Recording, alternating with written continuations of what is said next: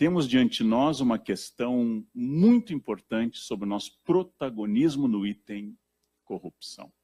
Somos um país notavelmente corrupto, ainda que seja importante dizer, não somos, no site Transparência Internacional, ou na percepção subjetiva e indireta de outras pessoas, não somos o mais corrupto do mundo. Estamos lutando, estamos nos esforçando, a gente está tentando crescer, mas não somos o país mais corrupto do mundo. Ou seja, somos um país notavelmente corrupto, onde a corrupção é endêmica, e isso leva a um historiador voltado ao passado, como eu, fazer uma reflexão sobre essas raízes, uma reflexão acadêmica sobre essas raízes. Nenhuma explicação invocada em toda a imensa bibliografia sobre corrupção é suficiente ou totalizadora. Todas as alegações sobre as nossas raízes corruptas encontram similares em outros países. Quando falamos de colonização, devemos lembrar que a Austrália foi fundada por falsários, estupradores, agiotas e criminosos em geral. A Austrália foi fundada pela escória das prisões inglesas e originou o único país de primeiro mundo abaixo do Equador. Todas as explicações podem ser questionadas. Nenhuma delas sozinha constitui uma tese, mas elas constituem, talvez, um indício paradigmático, indício circunstancial que nos aproxima dessa cena do crime. Primeiro elemento desse indício circunstancial, o próprio Estado português. É citado exaustivamente o caso de Pero Borges, ouvidor mor, que acompanha Tomé de Souza em 1549 ao fundar nossa primeira cidade, nossa primeira capital, Salvador, apesar de já haver uma vila e outras como São Vicente. Pero Borges já vem de Portugal, nosso primeiro ministro da Justiça. Pero Borges já vem de Portugal com um processo, em função de um aqueduto para o qual ele recebeu e não construiu. Era a inauguração de um princípio do rouba e não faz, mais tarde consagrado largamente. Pero Borges chega ao Brasil para cumprir uma espécie de pena, e aqui passa a reclamar, hipocritamente, da venalidade das autoridades da colônia. Nosso primeiro ministro da Justiça, o ouvidor mor das três funções que acompanhavam nosso primeiro governador, Tomé de Souza, em 1549, já vinha marcado pela questão do envolvimento com a corrupção de uma verba pública. Da mesma forma, o final da carta de Pero Vaz de Caminha, pedindo diretamente ao rei emprego para seu parente. Encerrando o descobrimento do Brasil e falando da terra e das características que nós estudaríamos, ele pede um emprego diretamente ao rei após o seu ato. Bem, devemos lembrar que se no primeiro caso Pero Borges ele incorre em ato de corrupção pelas ordenações manuelinas, as leis mentais e outras, joaninas também, é o fato que a Carta de Caminha não comete ato ilícito, porque não há concurso no antigo regime e todos os empregos são dados mediante pedido ao rei em um estado de mercê. Não existe outra forma de eu acessar o serviço público. Logo, não caracteriza à luz da hermenêutica histórica um caso de corrupção, mas traz à baila uma questão tipicamente brasileira, que é a pessoalidade nas relações com o Estado. A pessoalidade e o caráter direto que foi destacado por grandes visitantes e analistas do Brasil. Um genial médico sergipano, Manuel Bonfim, que no início do século XX se irritou com as alegações de inferioridade racial que o Brasil sofria em uma época em que a mestiçagem era vista como um declínio da capacidade intelectual, Manuel Bonfim, médico mulato na França, começa a pesquisar e lança o livro republicado há pouco, América Latina, Males de Origem, em que ele diz que não é a mestiçagem, pelo contrário, mas ele reforça a hipótese que nossos males vêm do Estado português. Estado que ele compara a um molusco do Mediterrâneo, que só tem aparelho digestivo, só come e defeca, como o Estado. Come e defeca permanentemente. Não tem cérebro, não tem ação, não tem músculo, só ingere e expele. Essa seria a forte metáfora de Manuel Bonfim sobre o nosso Estado. Essa explicação que surge no século XIX, ela vem em comparação com estados que nós supomos mais impolutos ou mais eficazes, como a dos Estados Unidos, e com o modelo liberal em geral. que ao tentar diminuir o Estado, diminuiria a corrupção dentro de uma visão muito forte no século XIX em vários autônomos. É um ataque generalizado ao modelo ibérico. É o momento em que se reinventa a Inquisição como um fenômeno muito mais massivo do que foi. É o momento em que as ilustrações sobre a Inquisição aparecem e é o momento em que a explicação que vai encontrar eco em Silvio Romero, famoso crítico literário e também sergipano, de que nós somos a junção das 3 piores coisas que o planeta oferecia: o Estado português, a população africana e a indígena. Essa ideia encontra eco num general, o general Mourão, que em discurso recente à maçonaria em Brasília, dia 15 de setembro, disse que herdamos de Portugal a venalidade, herdamos o pensamento mágico da África e a preguiça dos indígenas. O general Mourão conseguiu demonstrar com isso a pouca atualização bibliográfica da formação dos generais, porque ele consegue fazer uma explicação que já era atacada em 1901 e agora é vista como algo inovador. Essa característica é uma explicação que tem certa conotação racista. Nós seríamos fruto de raças inferiores, africanas, indígenas e europeias. Reforçada por muitos professores, que ao darem aula sobre indígenas da América, comentam a habilidade maia de matemática e do cálculo do pi, a habilidade asteca com pirâmides, a maravilha da arquitetura inca, e até nesse item indígenas, nós seríamos inferiores. Nossos índios fariam sambaquis, nada de matemática, nada de pirâmide. Nem no item pré-história nós estamos à frente dos outros povos. Perdemos no Paleolítico, no Neolítico e no período histórico. Essa é uma explicação muito forte no século XIX e seria: o Brasil não tem jeito, terminando com certo pessimismo presente nas reflexões finais, por exemplo, sobre a América Ibérica, que Simão Bolívar, ao ser entrevistado perto de morrer de tuberculose em 1830, comentou quando lhe perguntaram: o que fazer, libertador, o que fazer na América? Ele disse: emigrar. A solução é emigrar. Quem luta pela liberdade no novo mundo está arando o mar, diz o general libertador, em 1830, no ano que ele morreu, às margens do Rio Madalena.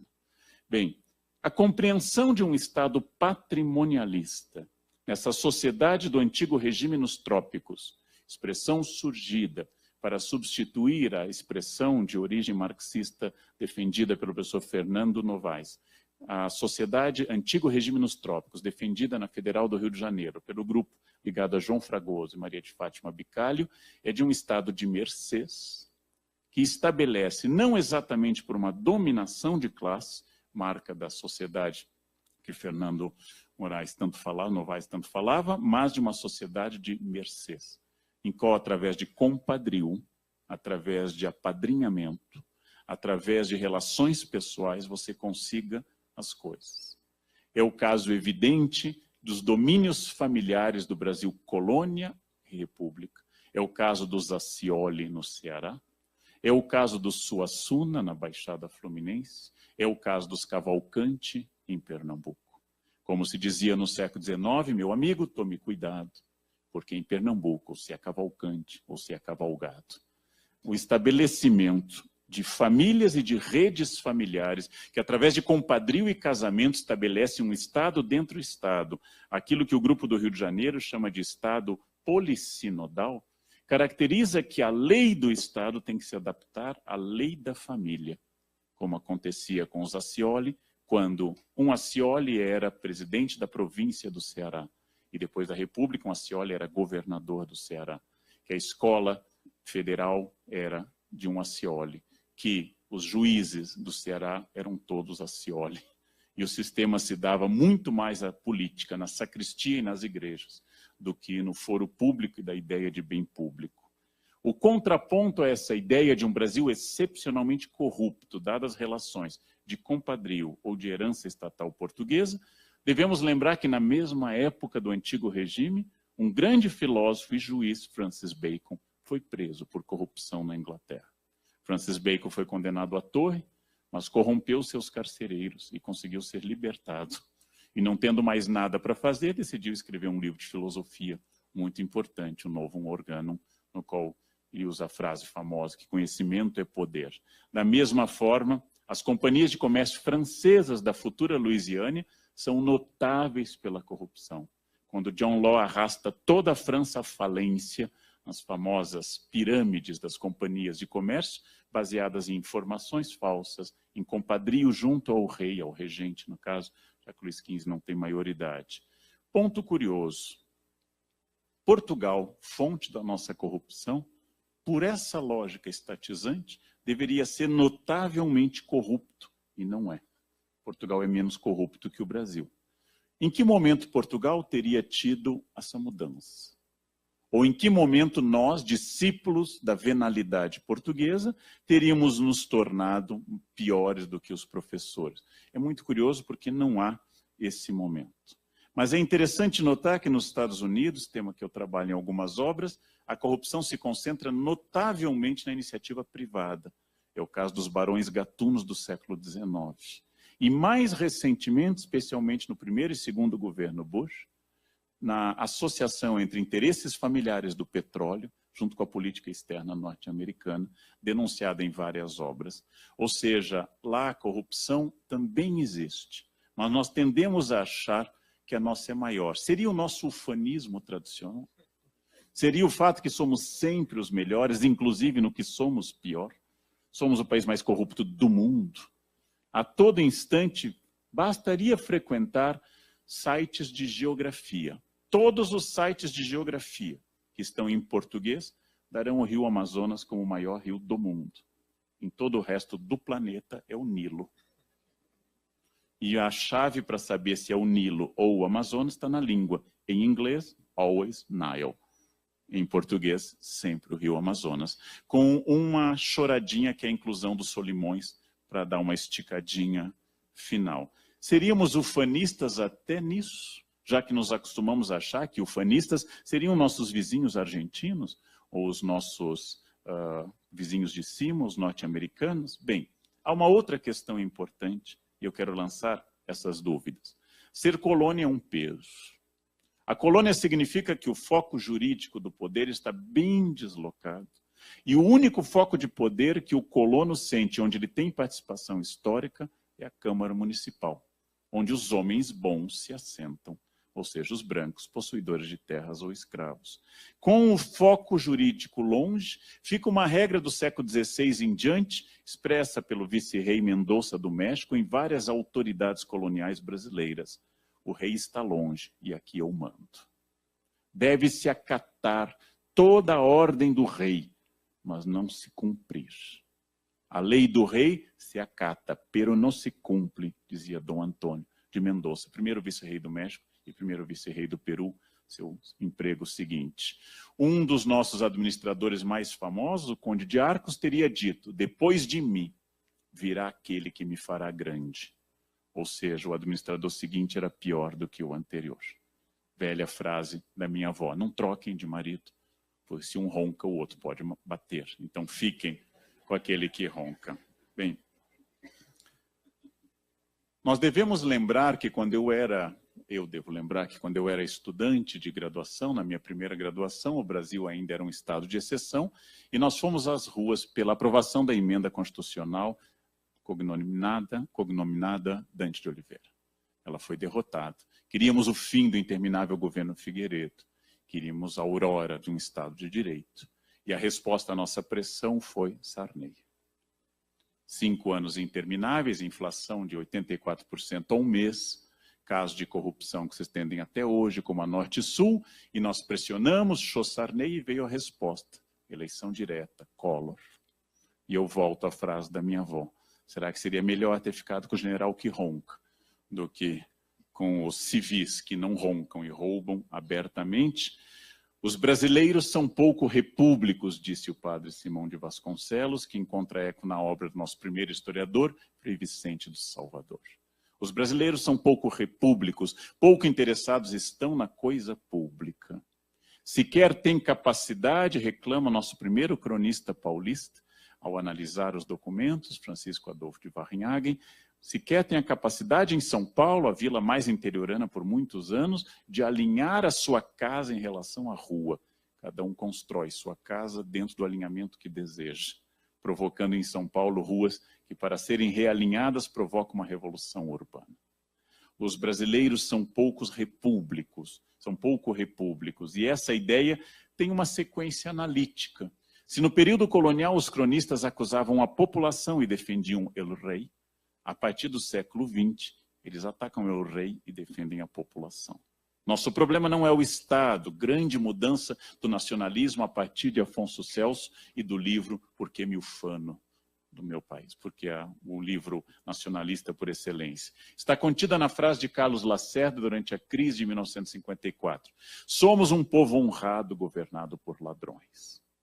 Quando se descobriu que a guarda pessoal de Getúlio tinha mais de 300 membros, e seu chefe, e depois implicado no atentado contra Lacerda, que seu chefe possuía uma fazenda, apesar de seus proventos de servidor público serem irrisórios, começaram a desconfiar que havia problemas de corrupção junto ao palácio. Somos um povo honrado, governado por ladrões. Essa é uma ideia nova que faz muito sucesso até hoje. Ou seja, nós somos honestíssimos, nós somos trabalhadores. O problema é o governo. Governo que não foi imposto por uma potência estrangeira, nem é fruto de um golpe a rigor. Um governo que é o sustentáculo dessa ideia. Há uma rede espiral de pequenas, médias e grandes corrupções. Quando eu digo publicamente que ao andar pelo acostamento, ao emitir um atestado médico falso, ao mentir para o professor mediante qualquer estelionato, sou professor há 35 anos, sou um especialista em estelionatos variados, todos os meus alunos identificam que a corrupção está no governo e jamais na sua ação.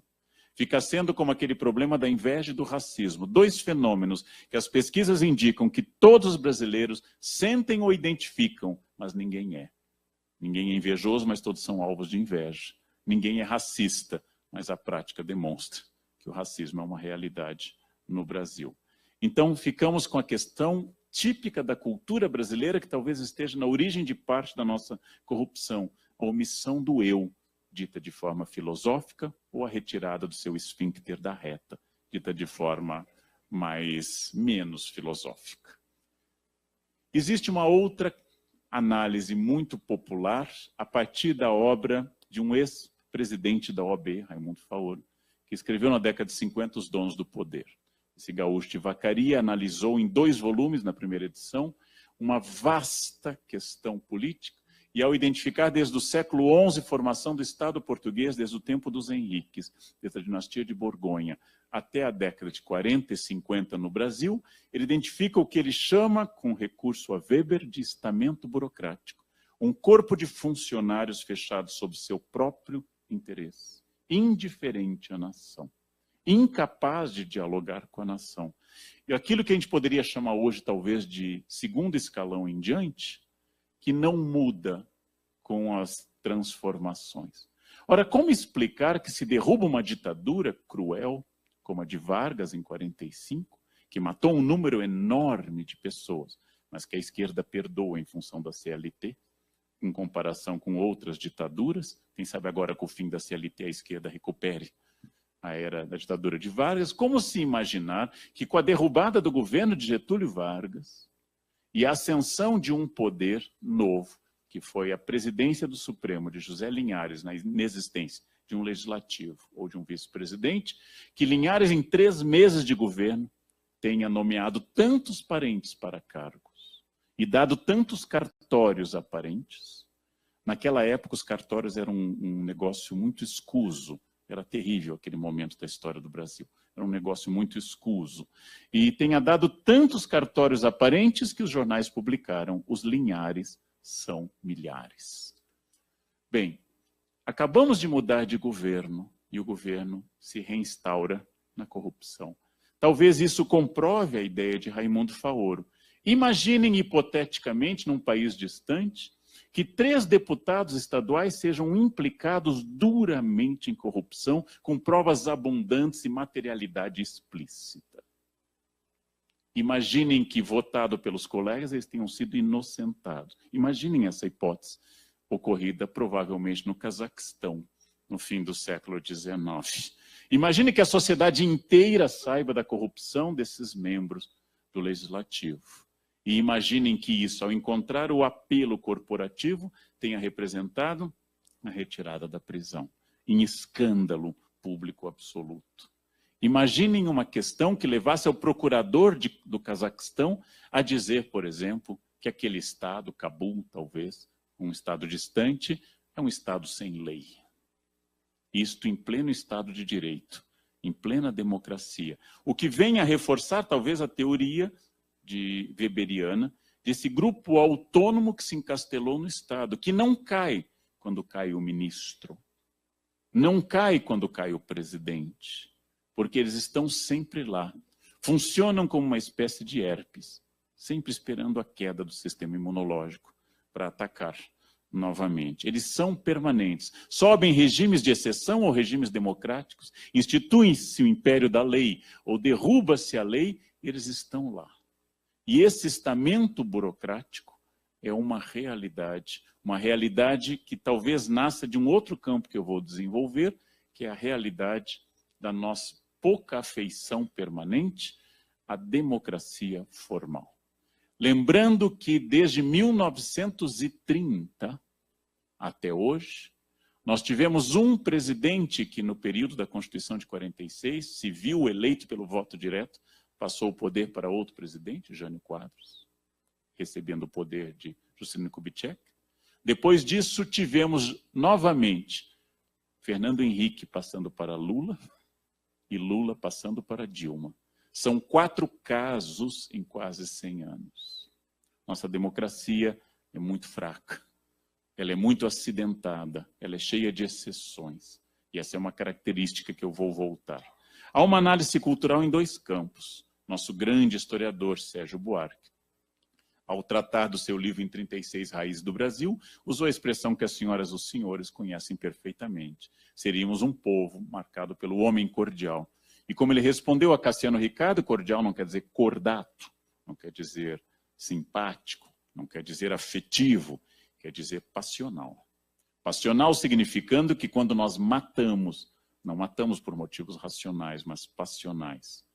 Vejam, suponha que no mesmo Cazaquistão, que eu já exemplifiquei hipoteticamente, fosse encontrado num apartamento uma quantidade extraordinária de malas. E até o momento não aparece em público ninguém que diga a origem do dinheiro, mas alguém que está preocupado em saber quem denunciou naquele país distante e terrível, lá perto do Mar Cáspio.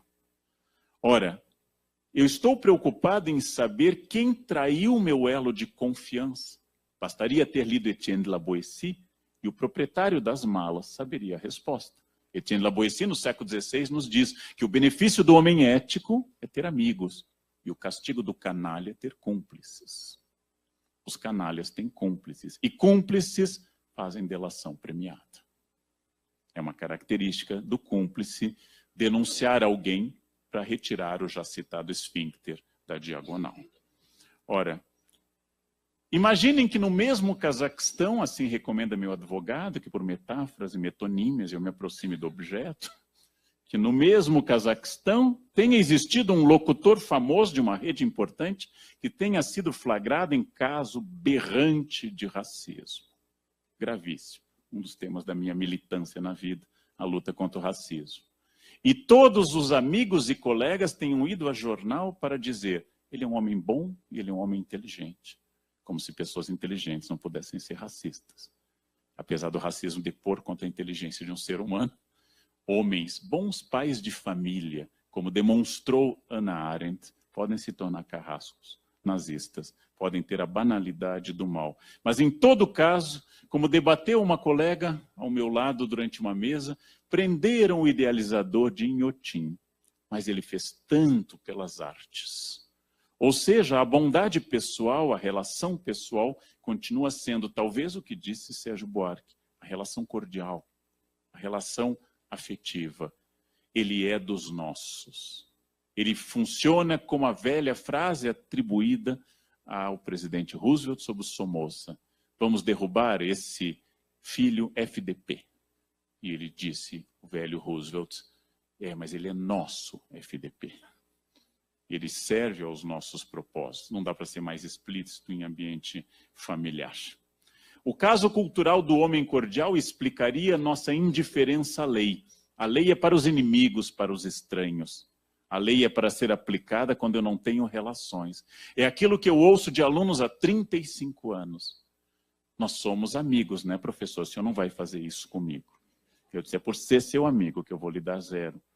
É por me preocupar com você. Só quem se preocupa faz isso. Se eu não me preocupasse, eu te passaria sem nota. Mas é por ser preocupada que a mãe é chata com casacos e guarda-chuvas. É por não estarem nem aí que os colegas não se preocupam com casacos e guarda-chuvas. É por ser preocupada que a mãe diz, não beba ao dirigir. Como os colegas não estão nem aí, eles não se preocupam com isso. É a preocupação que me faz implantar a isonomia, outro princípio revolucionário que segue minha carreira de professor. A mesma regra para todos. Recebido sempre. Mas, professor, eu tenho dificuldade de aprendizado. Então, estude mais. Para isso, estude mais. Eu posso lhe fornecer livros extras. É essa característica cordial que no seu famoso capítulo Homem Cordial, Sérgio Buarque coloca na voz de um visitante inglês. Que estranho que no Brasil, para fazer negócio, eu tenha que sorrir e tratar ao meu cliente como amigo, diz um inglês espantado com a nossa prática a esse respeito. Outra característica cultural está contida num grande brasilianista, Richard Morse, que escreveu 2 livros importantes sobre a cultura brasileira, O Espelho de Próspero e A Volta de Macunaíma. E Richard Morse, adepto dessa questão cultural, dizia que no Brasil a interpretação é a marca do brasileiro. Chamaríamos então de uma forma mais jurídica que o brasileiro é dado à hermenêutica. A regra sempre tem que ser submetida ao alvitre subjetivo. Somos o país da hermenêutica. Mas o senhor vai fazer prova, está chovendo. Não há uma cláusula pluviométrica na data da prova. Faremos prova caso a umidade esteja abaixo de 70%.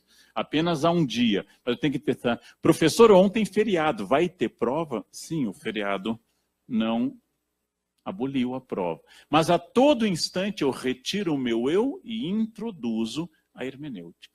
Morse chama a atenção que brasileiros e hispano-americanos são famosos pelo diminutivo. O que contém o diminutivo? A tentativa de negociação. Espere um pouquinho, foi só um pouquinho e assim por diante. Faz 35 anos que eu aplico provas e durante um largo período, como parte de uma comissão do MEC, apliquei em praticamente todo o Brasil provas de capacitação para professores universitários. Faz 35 anos que eu digo, o tempo está acabado. E faz 35 anos que meus irmãos brasileiros respondem, só mais um pouquinho. Se fosse um alemão, como meu avô, entregaria a prova, batendo a bota e entregaria. Fosse um francês, constituiria um comitê de discussão se o tempo era adequado ou não à prova e discutiria politicamente a questão. O brasileiro não entrega a prova, mas não desafia a autoridade. E no diminutivo pouquinho, o mesmo que ele usa para a faixa de segurança ou para o atraso, está contida a negociação. Significa, eu não vou lhe entregar a prova. Mas eu não posso dizer, venha pegar se você for homem, porque isso é um enfrentamento. Mas eu também não entrego, eu não escuto sua autoridade e eu a respeito. Voltamos à questão da hermenêutica, característica do brasileiro. Os brasileiros interpretam que eu possa ser racista só em uma frase, isso não é grave. Como se o crime pudesse ser só de um dia. Ou se o criminoso, não, mas foi só um estupro, não foi assim, não é sempre, foi só aquela vez. Como se o crime pudesse ser interpretado, dado o fato de que eu tenho atenuantes. E o principal atenuante é não me identificar com aquilo. Logo, eu também posso invocar para a nossa tradição hermenêutica, aquilo que é invocado por pessoas desde o século XX, particularmente, a noção de trabalho e a questão escravista. No 19, Joaquim Nabuco havia profetizado que a instituição do trabalho escravo nos marcaria para sempre. No 20, historiadores de centro conservador, como Gilberto Freire, ou à esquerda, como Jacobo Gorender, disseram que todos nós teríamos, em relação ao trabalho daqui até o futuro, a marca da escravidão. A não inclusão de todos os grupos na sociedade. A capacidade de que, sim, eu posso burlar a lei, porque eu tenho uma categoria especial, o fim da ideia de isonomia e a instituição da categoria homens de bem, como aqueles que podem burlar, diferente dos homens que não são de bem, que não podem burlar, e aqueles aos quais deve se aplicar a lei, é uma característica muito importante. É provável que a nossa interpretação de corrupção esteja ligada a uma sociedade marcada pela escravidão, que mesmo tendo sido interrompida formal e juridicamente em 1888, ela foi praticada por 3 séculos e a história tem um peso muito grande. Então, tudo isso se junta ainda a uma tradição analítica que nasce na década de 50, especialmente na obra de Viana Moog, Bandeirantes e Pioneiros, que ao comemorar os 400 anos de São Paulo, Viana Moog lembra da nossa tradição católica. A tradição católica que é o erro é perdoado pela confissão, o erro é negociável. Enquanto que na tradição protestante, errou, dançou, errou, acabou. O perdão permanente, tipicamente ideia católica, a relação com o perdão e a subjetividade do perdão, e o fato de que o ethos protestante seria inclinado ao trabalho, era a explicação da geração da década de 50, ao comparar os bandeirantes paulistas com os pioneiros norte-americanos. Eu falei antes e vou reforçar. A falta de democracia é muito importante. Rousseau havia dito no século XVIII que a democracia era um sistema que possibilitava o autoaperfeiçoamento. O Estado democrático permitiria que os vícios privados se tornassem eventualmente virtudes públicas, ideia que Adam Smith consagrou na Riqueza das Nações, de que pequenos defeitos individuais levados a público poderiam se transformar em virtudes públicas. A nossa tradição é autoritária, disse o presidente Temer.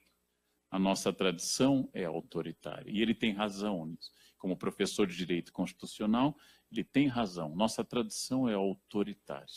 Diz o meu colega Cortella que a frase "você sabe com quem está falando" só poderia ser empregada no estágio final de Alzheimer. Quando destituído da memória da minha identidade, eu pudesse chegar a qualquer um de vocês e, por caridade, perguntar: você sabe com quem você está falando? Que, infelizmente, eu esqueci. Mas você sabe com quem está falando? É uma carteirada tradicional de uma sociedade desigual e avessa à ideia republicana, isonômica e democrática. Pelo contrário, crescem as vozes daqueles que acham que a solução está no arbítrio, na violência, na exceção, e em todos os recursos violentos que possam reinstituir o país no seu eixo. Num escritório de direito em São Paulo, dei um curso de 8 semanas sobre história da corrupção brasileira e foi uma surpresa eles constatarem que a corrupção era contínua, sistemática, existia no Império de Dom Pedro II, existia na República, existiu fortemente durante o governo militar. A grande diferença é que conta, infelizmente, contra a democracia é a opacidade do Estado autoritário e a maior transparência do Estado de Direito.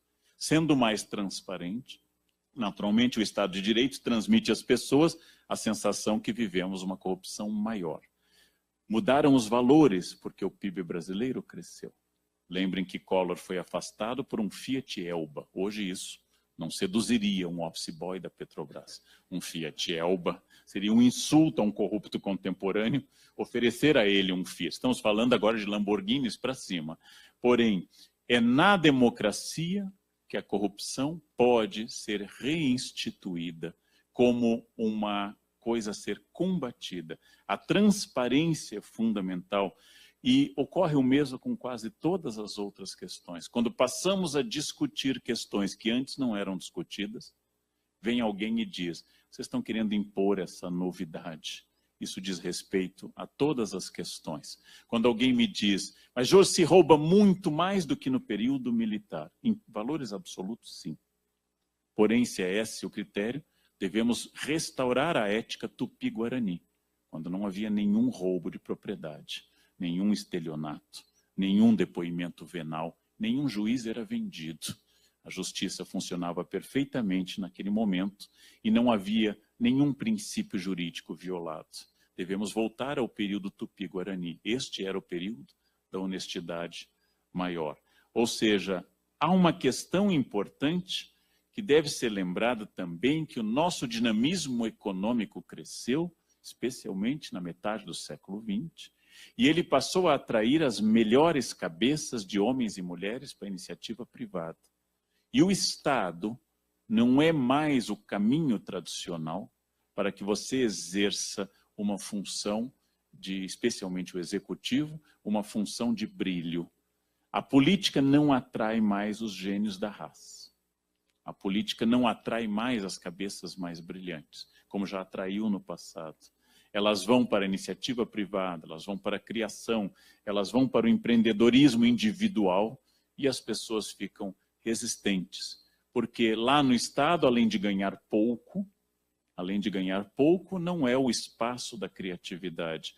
E aí nós devemos lembrar que a questão para responder é por que alguém é capaz de gastar 2 ou 3 milhões de dólares em uma campanha, reivindicando um salário, às vezes, de 16 mil reais. Não fecha a conta. Então, resta a nós, pelo menos, a típica reação bovina. Aí existe algo estranho. Aí existe algo a detectar. Logo, voltamos à questão. Contraponto. As relações de corrupção que estão chegando à baila recentemente. O momento histórico de ter no Brasil, e insisto nisso há anos em palestras, pela primeira vez na história do Brasil, um milionário branco preso. Pela primeira vez na história desse, nunca antes nesse país, houve um milionário branco preso. O sistema prisional brasileiro foi pensado para pobres e para negros e não para brancos ricos. Quando nós temos pela primeira vez pessoas poderosas, e a ética deixou de ser um debate de um governo sobre a oposição do governo passado. Quando, por exemplo, o governo Dutra insinuava a corrupção na era Vargas. Quando os militares chamaram a inquérito Juscelino Kubitschek. Quando, por exemplo, Collor denunciou Sarney, era sempre quem é oposto ao meu governo não é ético. Quem está no meu governo é ético. Pela primeira vez, pessoas do governo em curso passam a ser julgadas. Pela primeira vez, poderosos fizeram do direito tributário, o astro do governo FHC, agora o direito penal como centro do foco nacional. Pela primeira vez na história do Brasil, a população debate a composição e as ideias do Supremo Tribunal Federal. Aquele que Rui Barbosa insistia, é o que tem direito a errar por último. O Supremo Tribunal tem direito a ser o último a emitir um erro. Esse é seu apanágio principal. Mas isso dizia Rui Barbosa na República Velha há muito tempo. Há muito tempo. Esse direito tributário que dá origem a um direito penal forte. Vamos imaginar por que a sociedade brasileira, diante de uma crise jurídica extraordinária, a peça mais violenta contra o Estado de Direito, já concebida pelo Estado republicano, que foi o AI-5, dia 13 de dezembro de 1968, por que a sociedade não debateu o AI-5 e não debateu o debate que ocorreu no Supremo sobre o AI-5? Porque nós não éramos um Estado de Direito. E ninguém sabia esse debate. Ninguém pensava nesse debate. Não havia nem liberdade de imprensa, nem autonomia dos elementos judiciais. Não havia, a partir do AI-5, sequer o simulacro de um Estado de Direito. Então, a minha crença sempre reforçada é que o Estado de Direito é aquele que traz à tona os erros e os desvios do Estado. E graças ao jogo de pesos e contrapesos, de imprensa, advogado, sistema judicial e outros elementos, pode apresentar o contraditório, origem fundamental de toda a justiça.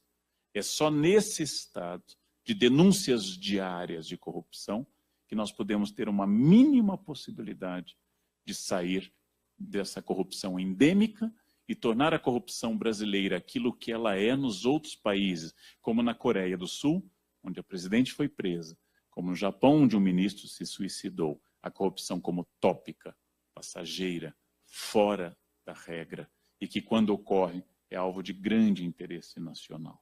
Ora, a corrupção existe em todos os países. Esquecemos que no escândalo de Watergate, que estava na linha de frente era, óbvio, a espionagem contra o Partido Democrata, mas que a investigação demonstrou um presidente que usou o Air Force One, o avião exclusivo para uso da presidência, para deslocar sua filha para sua festa de aniversário na Califórnia. Esquecemos que a corrupção existe em outros lugares, mas ela tem que ser tão excepcional que pese nesse caldo para a denúncia e depois a renúncia do presidente Richard Nixon. Esquecemos, então, que o Estado de Direito, apanágio principal de todos que trabalham pela justiça, advogados, juízes, procuradores, promotores, o Estado de Direito é a nossa obsessão permanente. Regras claras, existência de habeas corpus, divisão de poderes, liberdade de imprensa e os excessos previstos em lei constitucional, injúria, difamação, calúnia, para que os implicados possam responder publicamente por crime que conheçam, a quem possam nomear justo defensor em tempo hábil, com clareza de provas. A sociedade democrática não é uma sociedade de harmonização absoluta, pelo contrário, é a sociedade que institui a contradição como centro da sua vida. É a sociedade no qual a interpretação existe, mas essa interpretação não cabe mais apenas a um organismo, a uma instituição, a um grupo, mas ela cabe a muitos grupos que possam, assim, fazer essa solução tripla para todo o processo de corrupção. Que solução tripla seria essa? A primeira, tenho insistido obsessivamente, Estado de Direito, sempre. Manutenção das leis que garantam as liberdades. E lembrando aquilo que eu tenho que dizer para muitas pessoas, certamente aqui não seria necessário lembrar, direitos humanos referem-se às pessoas que sejam humanos. Não vale para as samambaias, não vale para as avencas, que vão ter direitos vegetais. Mas direitos humanos são para os humanos e não para os humanos que se acham direitos apenas. Direitos humanos dizem respeito ao apenado, dizem respeito ao morador de rua, ao morador da Cracolândia, a mim, professor, e a todos os outros. Por sermos humanos, temos direitos humanos. No Estado de Direito, eu tenho condições de defender isso, para quando eu possa punir o infrator, que a punição seja justa, conhecida, com amplo direito de defesa e procedidos a todos os trâmites e esgotada a possibilidade que lá no direito romano antigo já se previa como grande objetivo da justiça que um inocente não seja punido em lugar de um culpado. Preferível um culpado livre do que um inocente preso. Esse indúbio pro réu também tem que invocar como a presunção da inocência, como se fosse algo novo. Invocando o habeas corpus inglês, que junto com os gramados são as grandes invenções da Inglaterra. Colocar grama no chão e fazer habeas corpus, aquilo com que a Inglaterra entrou na história, na sua contribuição, que o direito inglês do habeas corpus, que o direito tradicional de preservação da liberdade individual se contrapõe ao poder e à majestade do Estado, e não como a um amparo a regalias, venalidades e outras questões. Além do Estado de Direito, e não contraditoriamente, a corrupção tem que ser combatida com aumento da coerção. Leis claras, duras, aplicáveis e mais rápidas. Essa capacidade de continuar apelando até a segunda vinda de Jesus, ela precisa ser revista na nossa sociedade. Porque se eu posso ficar apelando, crio o direito medieval, onde o Papa é a última instância. E aí, quando Henrique VIII nomeia o cardeal Wolsey, membro de uma comissão junto com o cardeal Campeggio, para decidir sobre o seu divórcio, e o cardeal Campeggio e o cardeal Wolsey dizem: o rei quer se divorciar, o rei quer casar com Ana Bolena, o rei quer se afastar de Catarina de Aragão. Temos que apelar ao Papa Clemente VII, nomeando um cardeal italiano de quase 80 anos e um cardeal inglês, nomeando uma comissão, como disse o cardeal Wolsey, é possível que até nós nos reunimos, o rei tenha morrido, ou Ana Bolena tenha morrido, ou Catarina tenha morrido, ou o Papa tenha morrido, ou eu tenha morrido. Qualquer uma dessas coisas resolveria a situação. Mas isso era o século XVI, terrível, período de absolutismo, período de quebra da ideia normativa, extrapessoal, impessoal. Então, uma coerção ao lado de um consenso. Sempre fui defensor de coerção democrática ao lado de consenso. Democracia não é ausência de coerção, mas é tornar a coerção clara, pública, transparente e possível de apelo. E o consenso é dado pela escola, pela família e por campanhas públicas. E eu acho que ele já começou. Eu acho que de muitas formas no Brasil, o que ocorre no campo jurídico está também dialogando com o campo pessoal. Com frequência eu trago isso à tona. Quando meus alunos querem uma exceção, eu penso, você concederia essa exceção a Cunha? Você concederia isso a quem você considera seu inimigo, entre aspas? Se você não concederia a ele, está quebrada a ideia de isonomia. Então, a ideia de que a exceção me privilegie tem que ser combatida pelo consenso cultural que existe em outros países. Os brasileiros jamais entenderam, porque os norte-americanos perguntam à entrada se você é um terrorista ou exerce atividades anti-americanas. E eu tenho que explicar, porque lá mentir é crime. E se eu já menti ao exercer uma atividade anti-americana, eu já tenho antecedentes. Já são 2 crimes. A ideia da mentira é uma ideia educada, desde muito cedo, para que as coisas aconteçam. E isso tem que mudar. Tem que mudar na maneira de educar crianças, que não pressupõe mais, graças ao Estatuto da Criança, a punição física.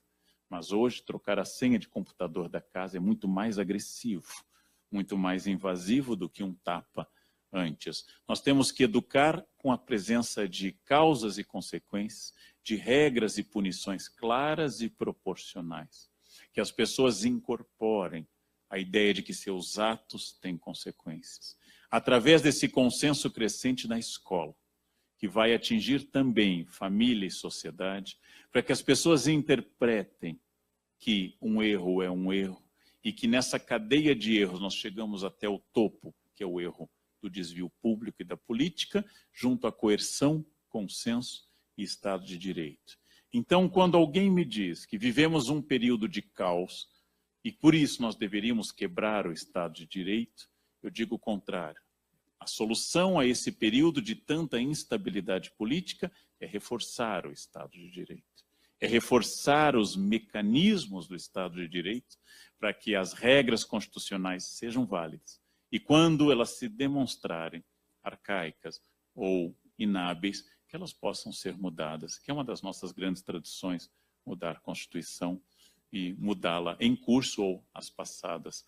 Então, que isso se torne uma característica para o combate à corrupção. Recapitulando e conduzindo a uma conclusão. A corrupção brasileira já foi identificada com a nossa raiz lusitana. É problemático, mas há reflexões nesse campo. Já foi identificada com a nossa composição de origem demográfica, tradição indígena, negra e portuguesa. Já foi identificada como a nossa capacidade de interpretação hermenêutica das regras. Já foi interpretada como a nossa incapacidade de pensar de forma neutra e política, só pensando através do homem cordial, subjetivo, passional e pessoal. E, por fim, foi identificada como uma tradição escravista e de exclusão de uma parte da sociedade que não teria direito ao direito. Uma parte da sociedade que não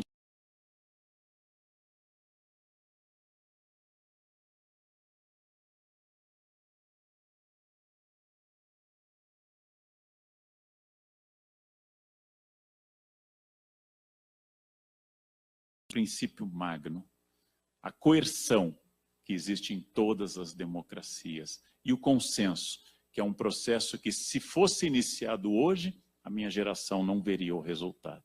Não se trata aqui de semear plantas rápidas, mas semear árvores centenárias. E isto será visível daqui a 2 ou 3 gerações. Quando alguém me diz que nada muda, eu tenho que redarguir, lembrando que quando eu era jovem ninguém usava cinto de segurança. O cinto de segurança era comprado com plástico e revendido o carro com o mesmo plástico. Quando eu era criança, tomávamos banhos épicos. As águas eram infindas, como diria Caminha, e não havia problema ecológico. Nossos filhos e netos têm mais consciência ecológica do que nós. Vêm da escola com mais consciência ecológica. A nossa louça lavada com as cataratas do Iguaçu. Sempre agora adotamos o modelo europeu de fechar a torneira. Os europeus têm 2 pias, uma com água colocada ali na Revolução Francesa e pelo qual passa a louça, e outra colocada mais recentemente, no século XIX, por onde a louça é reigienizada. O custo da água a ideia de cinto de segurança, músicas que dançávamos em carnavais de conteúdo racista, como Teu Cabelo Não Nega Mulata, músicas de insinuação homofóbica, como Olha a Cabeleira do Zezé, será que ele é? Que dançávamos na juventude destituídos de valores e de consciência, e que hoje são consideradas, com toda razão, politicamente incorretas. A nossa própria concepção sobre o que é o feminino, alvo de muitos debates e ações violentas, inclusive históricas, tudo isso está em transformação. Em 1921, 2 moças passaram de calças, na época chamadas slacks, em frente à universidade, na época Faculdade de São Francisco, em São Paulo, e foram apedrejadas por estudantes, porque elas estavam de calças e não de saia. Era uma interpretação um pouco dura do decoro jurídico. Elas foram atacadas. Na mesma época em que na Inglaterra uma mulher que completasse a faculdade não teria direito ao diploma universitário. Numa mesma época em que nós tínhamos tantas limitações à existência jurídica e de igualdade das mulheres. O código que permite o voto é de 32, a Constituição é de 34. E ainda assim, só é obrigatório para determinada categoria de mulheres e obrigatório para as outras. Todas essas ideias mudaram porque houve coerção e consenso. Não se admite mais a misoginia tão declarada e tão aberta como se admitia antigamente, ainda que o preconceito contra o feminino seja o mais arraigado, histórico e forte de todos os preconceitos. E quando ele se cruza com outros preconceitos, a mulher negra, pobre, ele se torna triplamente criminoso. Então, tudo isso nós temos diante de nós, mudanças enormes, frutos de coerção e de consenso. Por isso que é muito bom que tenha se criminalizado o racismo na Constituição de 88. E com essa criminalização, a Constituição de 88 tenha feito esse avanço jurídico que leva a uma reeducação, que passa pela inclusão de estudo de África nos livros didáticos, que passa por campanhas públicas, que passa por depoimentos e debates sociais. Isso, ao longo de muitos anos, vai provocar uma mudança. E essa mudança pode levar a uma sociedade que tenha abandonado a barbárie dessa coisa chamada racismo.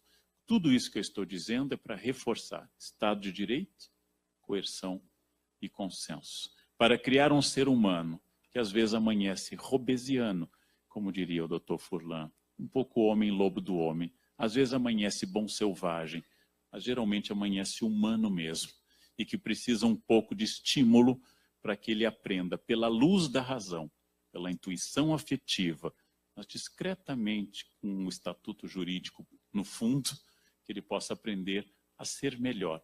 Quando isso vai terminar? Perguntou-me um aluno há pouco tempo em uma palestra. Esforço pela igualdade, esforço pelo Estado de Direito é banho. Tem que ser todos os dias. Porque a cadela do fascismo está sempre no cio, anuncia Bertolt Brecht.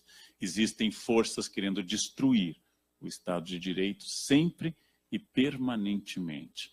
E no ano de 2018, essas forças estarão em primeiro plano, debatendo publicamente.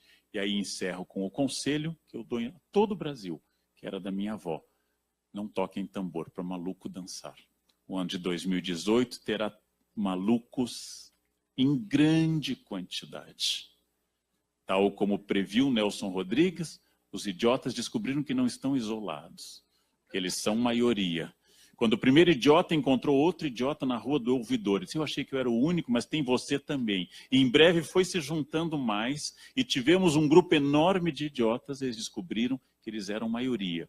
Se eles vão vencer ou não as eleições do ano que vem, vai depender da nossa serenidade.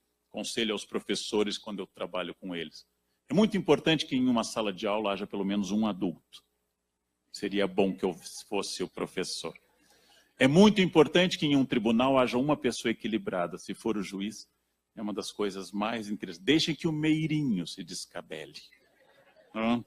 Mas deixem pelo menos o juiz ser um homem sábio. Sejam sábios, porque os idiotas estão votando e se candidatando. E é preciso não tocar tambor para eles dançarem. É preciso que nós façamos valer a voz da moderação do progresso. E como eu desejei em um artigo do Estadão, eu não quero um presidente da Fiesp, eu não quero um presidente dos quilombolas, eu não quero um presidente dos camelôs, eu não quero um presidente dos advogados ou dos professores, eu quero um presidente dos brasileiros, que tem quilombolas, tem camelôs e tem outros grupos sociais de identidade étnica e orientações sexuais. Por enquanto, já apareceram todos os que eu citei. Está faltando que a gente encontre, diante da opção do ano que vem, votar entre Lúcifer, Satanás, Cramulhão e Beelzebu, que pelo menos a gente tente votar, posição subjetiva minha, não precisa ser a das senhoras e dos senhores, eu sempre voto em demônio novo. Demônio que nunca exerceu o poder no inferno, por um motivo, distribuição de renda, que eu acho justiça, para não favorecer sempre os mesmos canais. Eu confio muito no Brasil, profundamente. Sou uma pessoa antiga, eu dei aula de moral e cívica, o SPB. Isso faz com que eu me emocione com o hino nacional. Isso faz com que eu tenha coisas muito antigas. E acho que o Brasil conseguiu sobreviver aos seus governantes. E nós temos enfrentado essa imensa crise política, profunda há muito tempo, mas particularmente forte desde 2013, e continuamos a crescer, apostando no ano que vem em crescimento econômico, diminuição do desemprego, inflação sob controle, juros em baixa, é sinal que 207 milhões de brasileiros têm sido mais fortes do que outros 513, 81 ou 27, números aleatórios que eu estou dando nesse momento. E para continuar sendo provocado pelo meu amigo Dr. Furlan, eu encerro essa breve exposição. Muito obrigado pela atenção. Obrigado. Muito obrigado.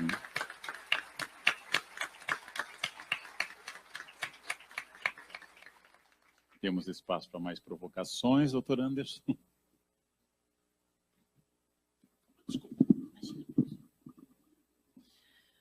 Como eu já havia comentado, o professor Leandro Carnal, ele é historiador, professor, escritor, pesquisador, mas, acima de tudo, professor Leandro, o senhor é uma pessoa que nos traz alento, que o senhor nos faz pensar, nos faz refletir e nos traz a esperança, e isso é fundamental, nós temos esperança que o país pode ser consertado e endireitado. Isso, para nós, é fundamental, para que nós continuamos o nosso trabalho, a nossa lida diária. Como o professor Carnal perguntou, doutor Anderson, está aberta a palavra, o senhor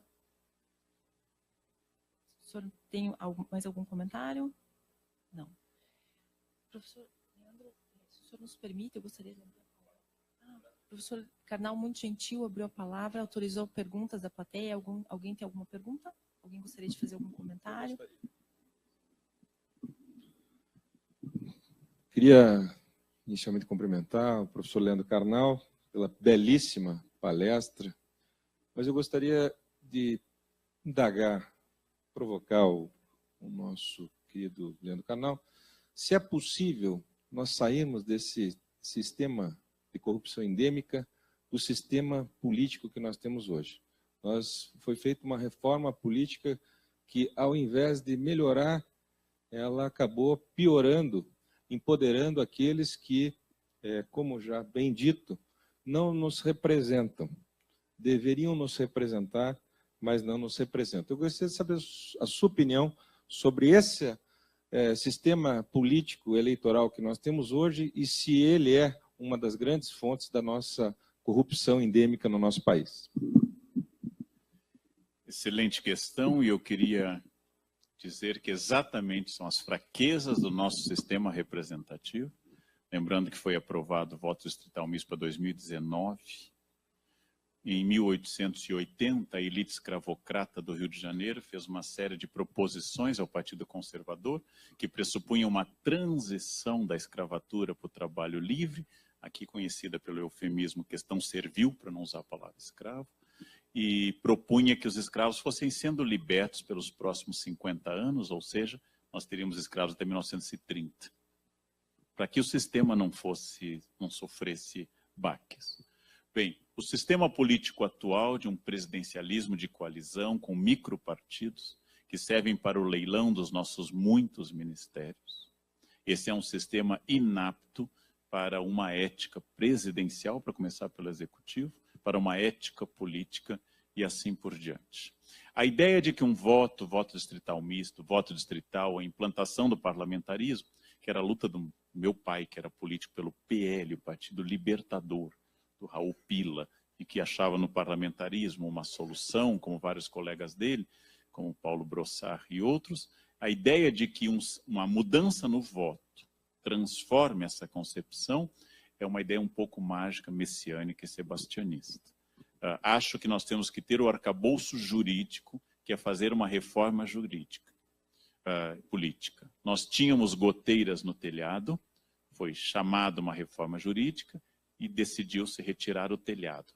E as goteiras desapareceram. Não temos mais telhado. Conseguimos, com uma reforma, piorar o sistema que nós tínhamos. Mas, curiosamente, temos oposição.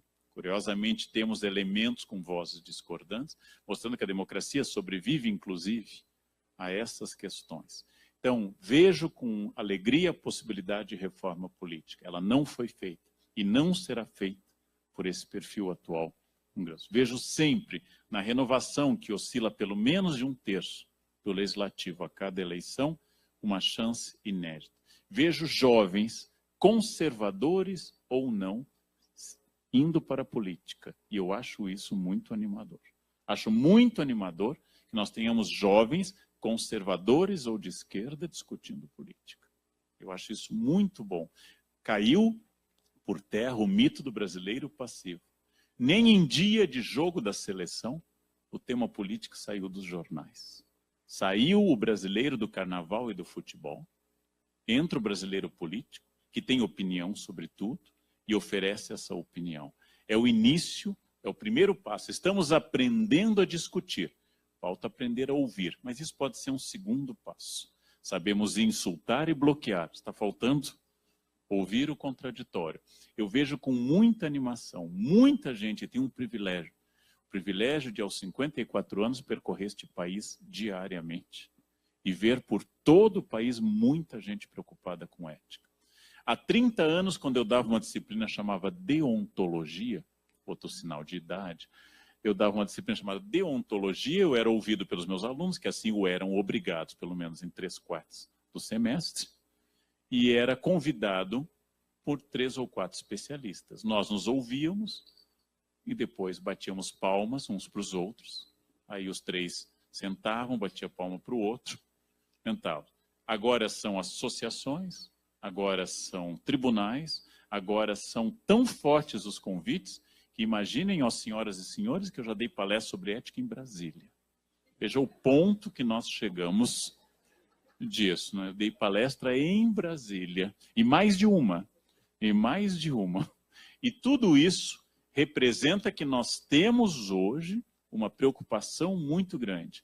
O que eu diria então? Não havia há 30 anos chance matemática de melhora. Hoje nós estamos numa situação muito ruim, com chance matemática de melhora. O que é chance matemática? É algo acima do chute e abaixo da certeza. Nós temos capacidade de mudar algumas coisas e elas estão mudando. Elas estão mudando. Eu vejo pequenas mudanças. Foi sim, em 1950, pegando a música do Lamartine Babo que eu citei, que adapta uma marchinha dos irmãos Valença de Recife, e cantava-se: teu cabelo não nega mulata, porque és mulata na cor. Mas como a cor não pega mulata. Mulata, eu quero teu amor.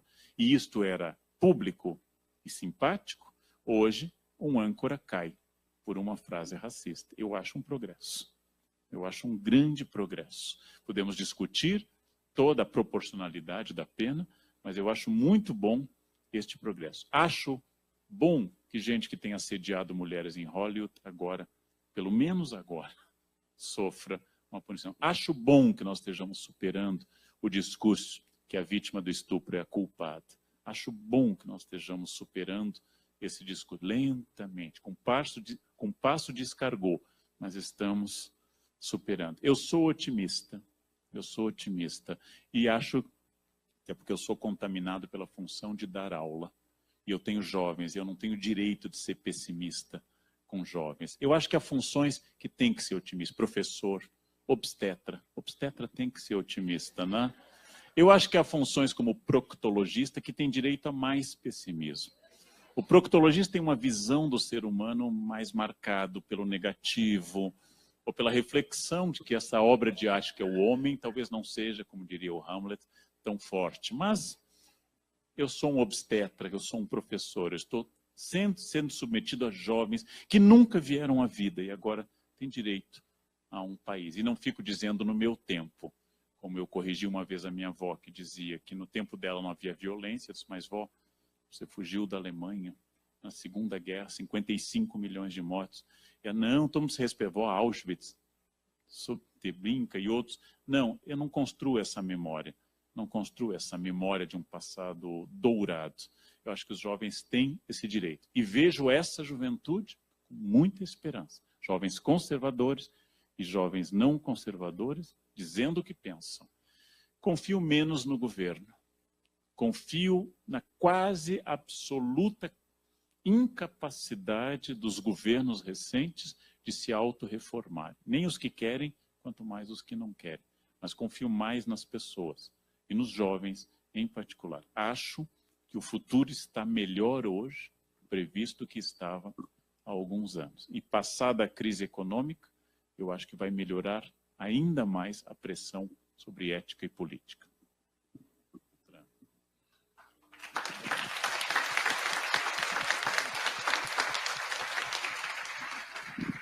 Passa a palavra ao doutor Marcelo Malucelli, que tem uma pergunta. Bem, serei bastante breve. Inicialmente, eu gostaria de cumprimentar o professor Karnal pelo exemplar cumprimento da tida ordem judicial recebida. E eu diria muito bem cumprida e sem jeitinhos. Sairemos hoje daqui todos com a leveza do peso de algumas verdades por nós ouvidas. Eu, até complementando a pergunta do Dr. Noronha feita e a brilhante resposta dada pelo professor, eu especificaria um tema a respeito do nosso senso democrático. Porque, professor, eu também sou da geração que em 1984 esteve nas ruas e nós acreditávamos que a aprovação da emenda Dante Oliveira seria a libertação nacional, que seria o momento em que nós alcançaríamos, como o senhor já mencionou aqui mesmo, um nirvana político e democrático. Nós não sabemos se isso aconteceria ou não, porque ela foi rejeitada. Mas eu hoje, pessoalmente, sou convencido que não. Mas como nós nos livramos, professor, seria a pergunta, ou será que nós nos livramos do mito de que democracia são eleições? Todos os dias, todos os anos, né, de 2 em 2 anos, nós temos a chamada Festa da Democracia, no início do mês de outubro, não? Em que se festeja as eleições como se fosse isso o resumo da democracia. E nós sabemos muito bem, nós temos tido a prova ao longo desses anos todos, do período que se iniciou em 1990, ou 1989, com a primeira eleição presidencial, mas eu até situaria em 1985, ou até 82, um pouco antes, quando se deram as primeiras eleições estaduais realmente livres no país. E perguntaria, então, já me encaminhando para o final. Professor, nós conseguimos, ou conseguiremos, ou estamos conseguindo nos livrar deste mito? Muito bem lembrado que eleições são quase que um termômetro da democracia. A democracia nunca teve muitos defensores no Brasil. Em 1964, debatiam-se em praça pública 2 propostas autoritárias, uma de esquerda e uma de direita. A UNE tinha como um dos seus lemas, dizia, de que adianta a democracia se a panela está vazia. A ideia de que a injustiça social invalidava a democracia fazia também que, entre elementos críticos à sociedade, houvesse aqueles que defendessem um Estado autoritário de modelo de direita, um Estado autoritário de modelo de esquerda. Nós temos uma outra questão importante, que a prática democrática das eleições leva ao debate, e o debate é muito importante. Há pouco ouvi um repentista no Nordeste cantar, ele com muito mais graça do que eu vou narrar, a seguinte projeção: que um morto é levado ao inferno para verificar em loco as condições, e ao chegar ao inferno, vou fazer isso de forma prosa e sem graça, encontra uísque à vontade, encontra comida, bebidas, mulheres, e fica muito feliz, chega ao céu, encontra anjos tocando harpa, e Deus pergunta qual você opta, e ele opta pelo inferno. Ao chegar ao inferno, encontra tridente, gritos, dor, tortura, e questiona o demônio: mas o que era aquilo que eu vi? Aquilo era eleição, eu venci. E agora... Isso é dito de forma muito mais divertida por um repentista. A ideia de poder fazer a crítica, talvez os jovens não saibam isso, eu já era professor no final da ditadura, poder fazer a crítica, por mais absurda que ela possa parecer, é ótimo. Assim como eu vivi a ditadura e vivo com alegria todas as inconstâncias da democracia, e sou capaz de dar certa razão a Jorge Luiz Borges, conservador e genial político, escritor argentino, que acha que a democracia é uma superstição numérica, porque associa o número maior à verdade ou ao bem, é uma superstição numérica, que a democracia é, como pensa Churchill, o pior dos sistemas, com exceção de todos os outros, é que só existem condições matemáticas da melhora, das eleições, da distribuição de renda, da justiça social, do combate à misoginia, do racismo, da demofobia, em um sistema democrático. Não há denúncias de corrupção na Coreia do Norte. Não há nenhuma denúncia de corrupção. A Coreia do Norte é considerada, junto com a Somália, são os dois países mais corruptos do mundo, mas não há nenhuma denúncia. Os dois têm em comum a ditadura. No governo que felizmente se encerra esse ano do ditador do Zimbábue, as denúncias de corrupção são sufocadas e condenadas à cadeia. Agora, se houver uma redemocratização, o que é possível, vocês vão ver um espolcar de denúncias. Porque a ditadura e a ruptura do Estado de Direito contaminam o tecido social. Ela contamina, e as pessoas esquecem que nós vivemos escândalos como as polonetas, Poupança Brastel, Coroa Brastel, Grupo Delfim, denúncia do irmão de Costa e Silva e dos trens da GE. As pessoas vão esquecendo, até porque as corrupções que vieram depois vão nos ocupando com frequência.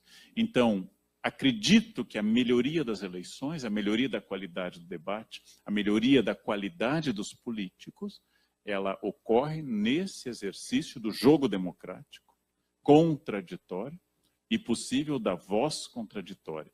Se fosse matemática, eu diria: usar o cinto de segurança, não correr, não beber, andar dentro das regras, em carro revisado, aumenta a minha chance de chegar ao destino. Beber muito, evitar as regras, aumenta a minha chance de não chegar ao destino. Mas nenhuma das duas coisas garante. Não há Messias, o rei Dom Sebastião nunca voltará. Eu disse em uma assembleia de juízes no centro do país, algo que eu sei que pode provocar debate, mas isso é muito bom. É muito interessante que há 10 anos o juiz mais conhecido do Brasil fosse o juiz Lalau, e hoje seja o juiz Moro. Eu acho uma mudança estrutural na percepção do judiciário brasileiro, por mais que haja debate sobre o Moro e o Lalau. Eu espero que não haja debate sobre o Lalau, mas por mais que haja debate, quando eu dissesse em 2010, quem é o juiz mais conhecido do Brasil? Lalau, ao construir um famoso prédio perto da minha casa, da Justiça do Trabalho. Bom, e hoje, o juiz mais conhecido do Brasil é o juiz Moro. O debate é bom, mas não estamos mais discutindo o judiciário nas páginas policiais. Eu acho isso muito bom e um sinal de uma mudança muito grande no Brasil. Sei que essa fala gera polêmica, mas isso é bom também. Obrigado.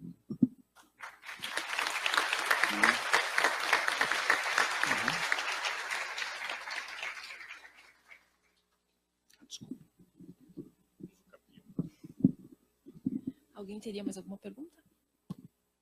Luiz, por favor, leve o microfone. Tá. Professor, Excelência, professor Karnal, meu nome é Rômulo, gostaria de cumprimentar a todos na mesa. atualmente exerço a presidência da Comissão de Direito Empresarial da OAB do Paraná. Nessa perspectiva, professor, eu gostaria que o senhor nos brindasse com a sua percepção de como anda o censo, esse censo que estamos construindo aí no tripé, na percepção das empresas, né? Porque estamos aqui, ética e corrupção. Todo o nosso ambiente que vivemos aí desde 2013, temos dois atores principais, sempre um público e um privado, né?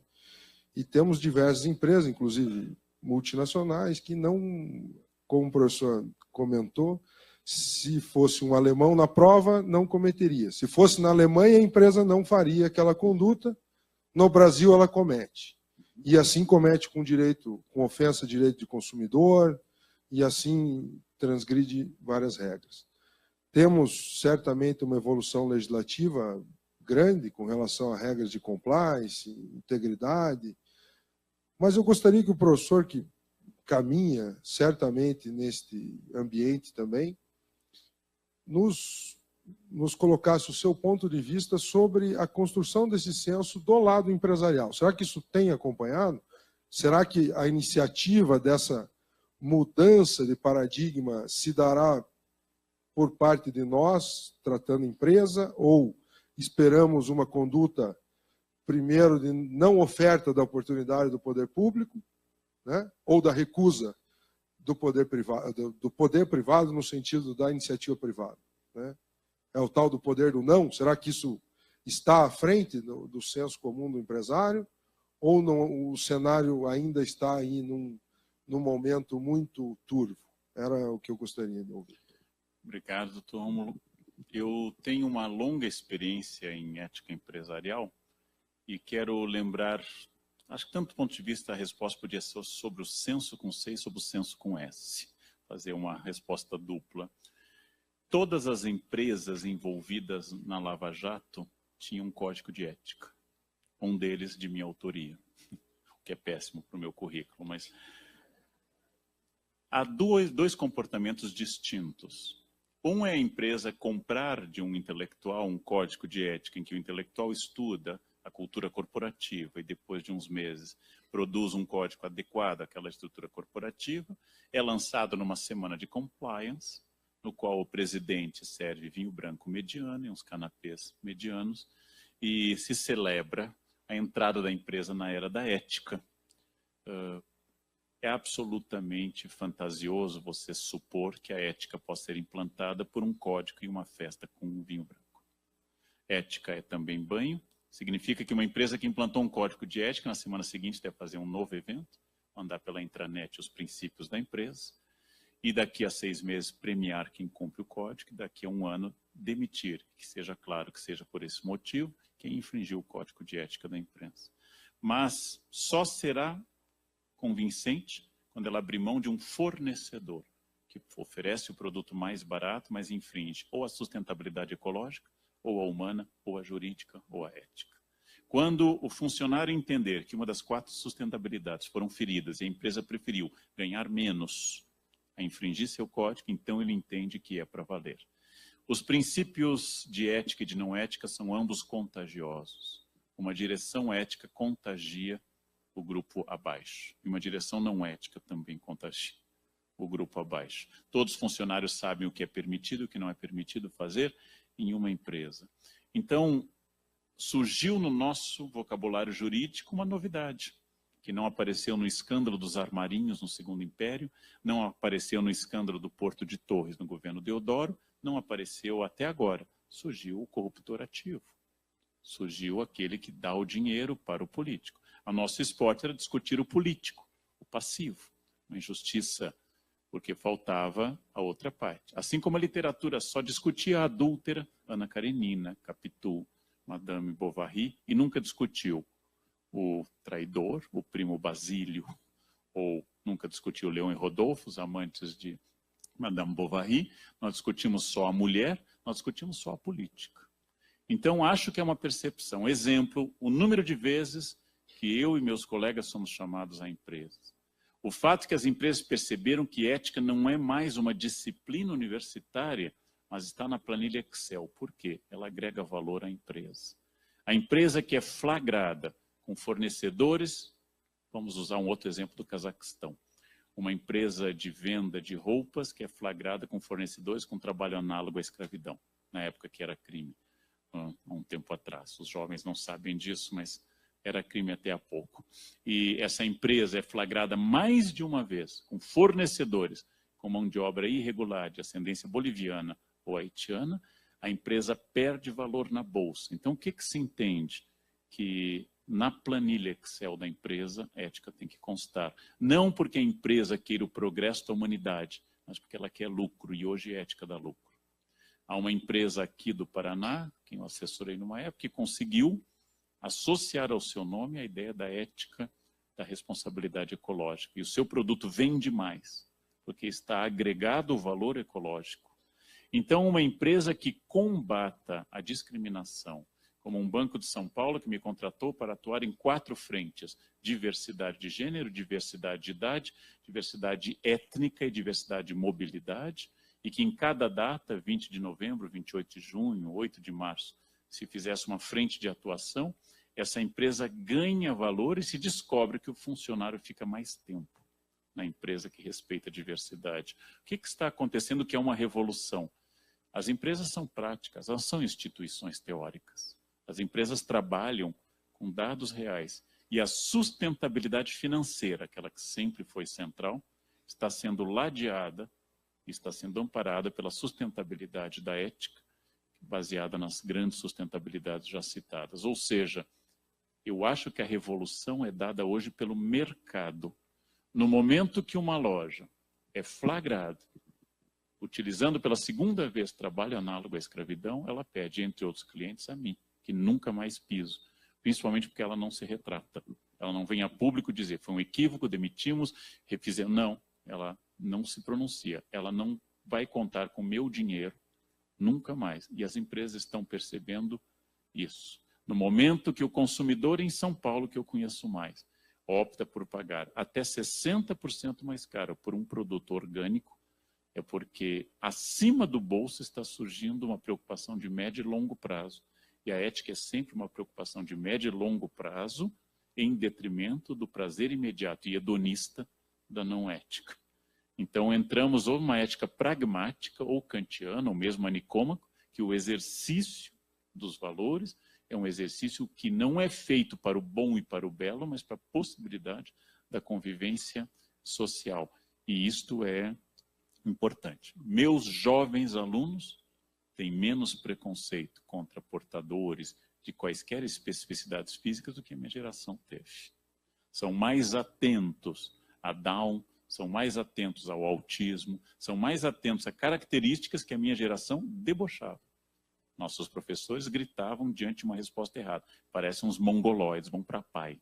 Gritavam isso. E não era uma coisa terrível. Houve uma mudança, eu acho ela muito boa. Mas a humanidade é, como diz Machado na Igreja do Diabo, no seu famoso conto, tentada a dar respostas contrárias às regras. Sempre haverá o ladrão, o criminoso, o violento, o racista.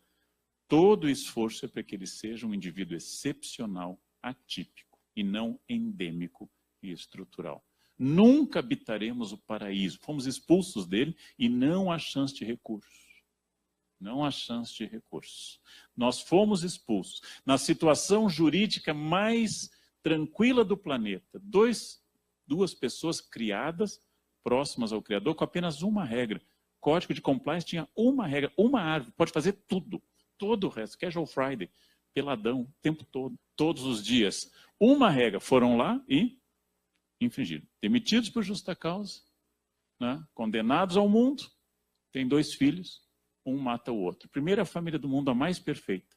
25% de assassinos, 50% de infratores e um cadáver. Essa é a primeira família do mundo. Essa nos fundou. Essa nos fundou. Ética não é, como eu escrevi em um artigo, a ciência dos anjos, senão ela seria desnecessária. Ética é a ciência de homens falíveis, ética é de homens perfectíveis e não perfeitos. Ética é a ciência de ensinar a um homem que busca a ética a se arrepender do ato errado. Como eu já disse publicamente, quando fui multado o ano passado, pela primeira vez em muitos anos, olho, a multa é válida, está lá a foto do carro, eu andei na faixa de ônibus às 3 da tarde, achando que já podia, era só às 4. Errei, é justa a multa, pago o valor, assumo os pontos, releio o Código de Trânsito sobre os horários, examino a legislação de São Paulo sobre os horários, reconheço o meu erro. É não me alegrar no meu erro que me torna ético, não é eu ser perfeito. O que é a pessoa não ética? Recebe a multa, passa para a tia-avó, que está numa cadeira de rodas, porque pode incorporar esses pontos, alega um recurso fraudulento. Isso é a pessoa não ética. Não é o não cometer um mal, é achar que esse mal é errado. E quando eu o cometo, eu me arrependo. Toda vez que eu sou grosseiro com alguém, todas as vezes que eu erro, eu tento voltar atrás. O ético é o homem que tem consciência que os seus problemas têm que ser resolvidos por ele. O não ético é aquele que quer passar adiante esses problemas. Então, as empresas perceberam que crescimento anômalo, gigantesco, com departamentos de operações especiais, conduzem ao conhecimento da capital do Paraná, onde estamos. E que se essas pessoas tivessem crescido a taxa de 4% a 6% ao ano, ao longo de 30 anos, continuariam sendo milionários, não teriam seu nome jogado na lama, teriam perdido sua liberdade. Isso é uma revolução.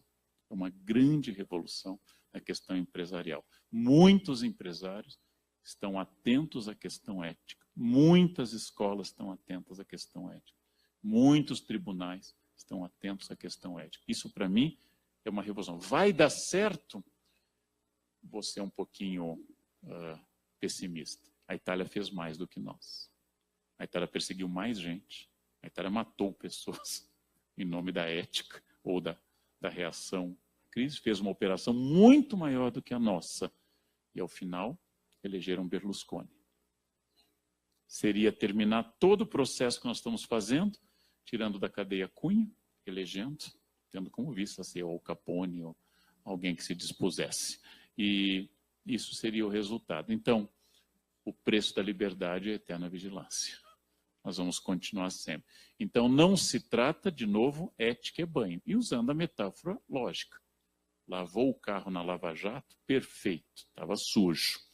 Semana que vem, Lava Jato 2. Depois, enceramento, cristalização da pintura. Depois, troca de carro, mais lavagem. O preço é permanente e aprimorando todas as operações. Essa é a questão básica. Entender que a cada dia é uma nova luta contra este fenômeno extraordinário chamado espécie humana, que realmente tende a melhorar ao longo dos milhões de anos, mas não imediatamente.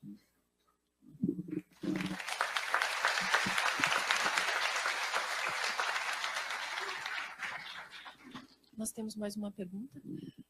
Bom dia, professor Karnal, parabéns pela palestra, também aos debatedores, organizadores do evento. Eu sou Cleverson Tosati, do Ministério Público do Paraná, estou há 20 anos aí na profissão, e queria a visão do palestrante sobre essa forma de que a Constituição brasileira ela prevê de nomeação, assim podemos dizer, do alto escalão do Poder Judiciário, que são os 11 ministros do Supremo Tribunal Federal, 1/3 do STJ, e considerando que toda essa verticalização da norma de Brasília para baixo, e até mesmo ao longo da minha trajetória dentro do Ministério Público, a gente viu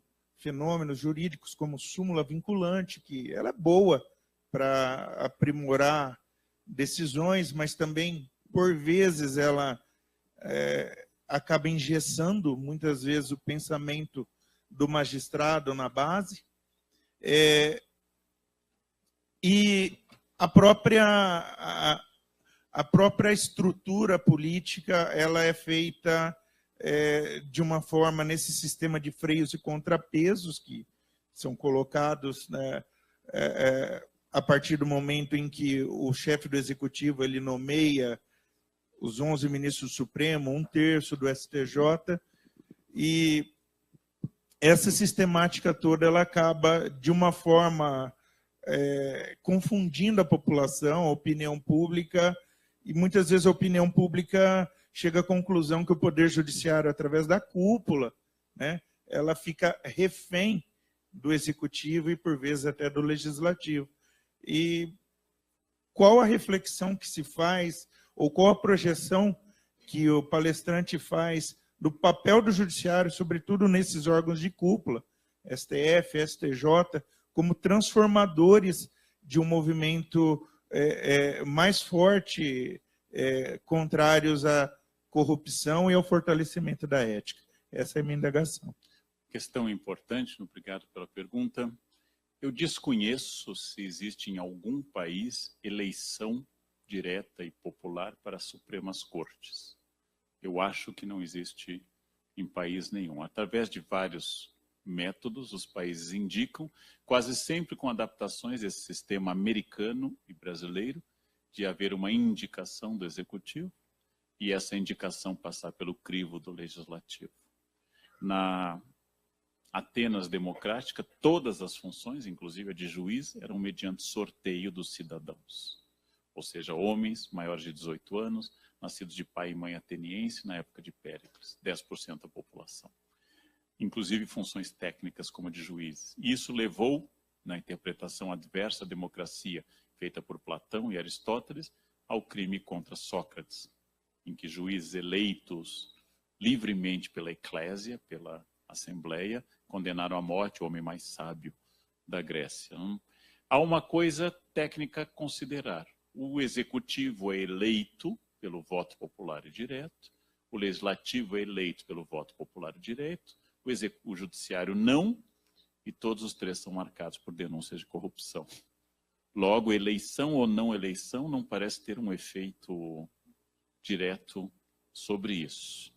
O poder presidencial no Brasil é hipertrofiado. Não é apenas a nomeação de juízes, como acontece nos Estados Unidos, é a nomeação de dezenas de milhares de cargos, que deveriam estar em mãos mais técnicas do que em mãos políticas. Esse foi uma das desgraças da Petrobras.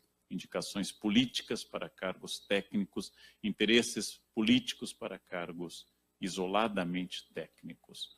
É claro que os auxiliares políticos da presidência devem ser políticos, mas os cargos deveriam ser mais ou menos técnicos. Resultado, nós precisamos diminuir a hipertrofia do executivo brasileiro. Ela é exagerada, é enorme. Nós precisamos sempre punir a corrupção, seja ela em qual organismo que for. Nós precisamos tornar a caixa preta de todos os poderes aberta, porque, como diz um presidente da Suprema Corte, citado numa palestra em conjunto que eu dei com um juiz do Supremo em Brasília, o sol e a luz do sol é o maior desinfetante da política. Ou seja, citando, nesse caso, o ministro Aires Brito, que citou um ministro da Suprema Corte norte-americana, de que é a luz, a transparência, que faz com que esse bolor desapareça. É preciso submeter tudo, inclusive a um escrutínio que hoje eu daqui dessa mesa posso acessar os gastos do Palácio do Planalto, porque isso, pela lei de transparência, tem que ser publicado. Lembrem que por décadas isso não existia. Então é preciso essa transparência. A opinião pública, com todos os seus problemas, nesse momento com uma ideia de linchamento, que eu entendo, mas que ela é problemática. A ideia de que justiça é prender todo mundo, torturar e matar, quando na verdade justiça por vezes é livrar alguém, justiça por vezes é inocentar alguém, mas a opinião pública está irritada, então ela quer que todos sejam fuzilados. A opinião pública adora fuzilamentos. E a opinião pública, quando consultada, nem sempre ela é a mais sábia. Lembrem que num dos primeiros plebiscitos da história, o povo teve que fazer uma decisão política grave, teve que eleger se queria prender Jesus ou Barrabás. De um lado temos o Filho de Deus perfeito, do outro lado temos um criminoso de rua. Votaram no criminoso. Quer dizer, isso atenta contra a democracia. O povo gritou Barrabás.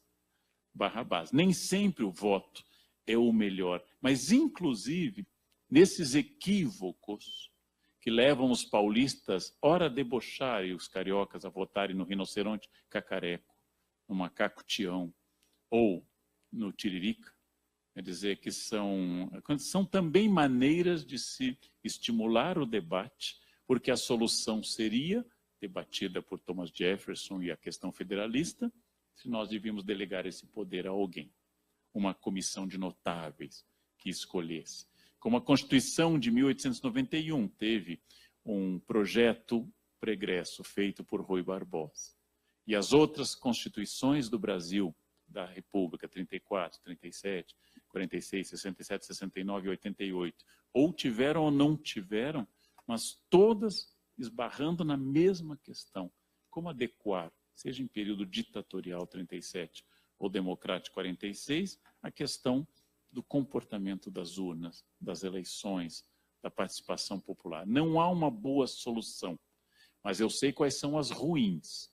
É fechar a caixa preta do judiciário, do legislativo, ou do executivo. Já sabemos o que não dá certo. Sabemos o que não funciona. Estamos ainda procurando o que funciona. Eu sei qual o candidato que eu não quero para o ano que vem. Eu ainda não sei. Tenho vergonha de dizer isso porque eu dou aula de ciência política, eu ainda não sei qual o candidato que eu quero, mas eu sei os que eu não quero de jeito nenhum. Meu colega conservador Pondé manda pegar a lista telefônica e fazer um sorteio, que isso seria mais objetivo, direto e claro, do que você fazer eleição. Talvez sim, né? Mas eu já disse a ele que há um risco disso fazer recair sobre um filósofo o governo. Aí o desastre é insuportável. Desde a época de Platão, quando ele tentou fazer isso e foi um desastre em Siracusa, nós temos que lembrar que os intelectuais têm uma função que não é o exercício do poder executivo. Então, a todo instante, eu acho que o sistema, como você bem apontou, tem falhas graves.